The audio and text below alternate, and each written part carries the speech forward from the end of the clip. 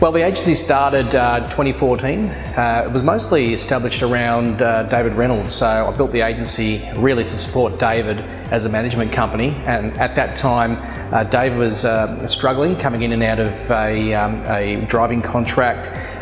There were some challenges around some comments made at Bathurst in that year as well.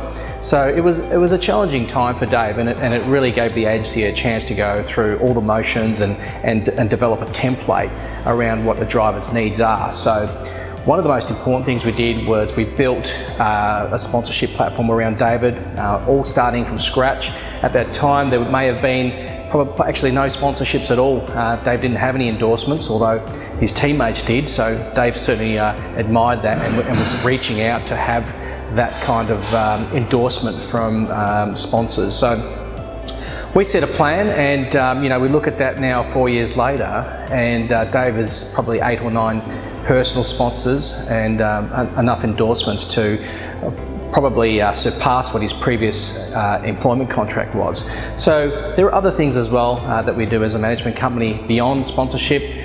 We work closely with the drivers in developing their future plans. So other opportunities for David, we look beyond his racing years and we look into the future. So we're looking at commercial opportunities that David's thinking about exploring. So it's not just personal sponsorship and endorsement. There's lots of other things that we help David with. So based on the success we had around David's career, we decided to take on a second driver, and that driver was Andre Heimgartner. At that point in time, his parents were struggling with developing sponsorship to support his program, and on top of that, he was coming out of a contract with Ford Performance Racing, coming into a new contract with Lucas Dumbrell. So that's when they realised they were in a little bit of trouble with Andre, and they called me in, so it was an opportunity to take on a second driver. The challenges we had with Andre in particular was that he was coming out of a contract with a team that was struggling, and as a result his performances didn't look as good as they would otherwise be.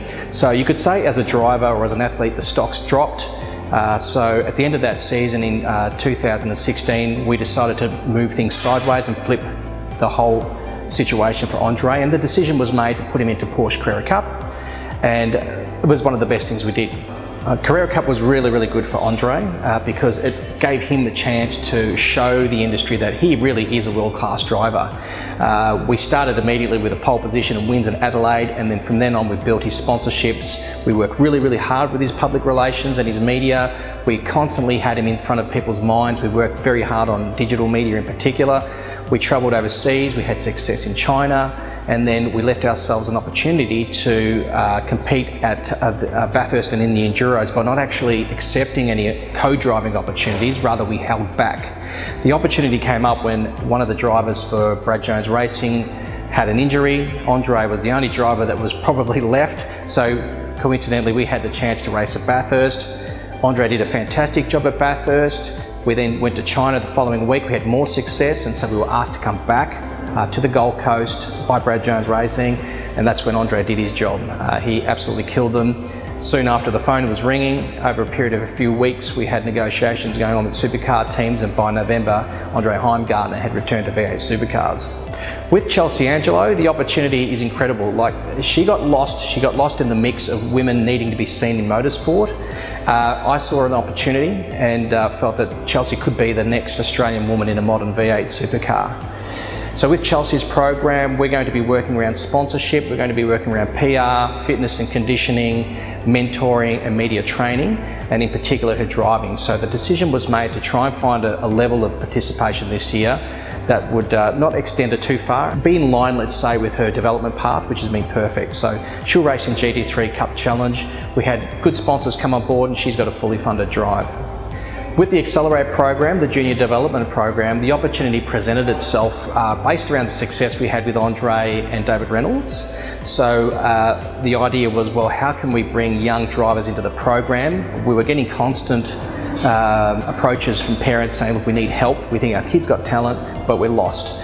So the idea with Accelerate is to bring 3 or 4 young kids into a program that we build support around. So those main pillars are health, conditioning and fitness training, mentoring, sponsorship, public relations and media, and even sports psychology. So that we built, with that we build a website, we build their brand, we develop their public relations and their media.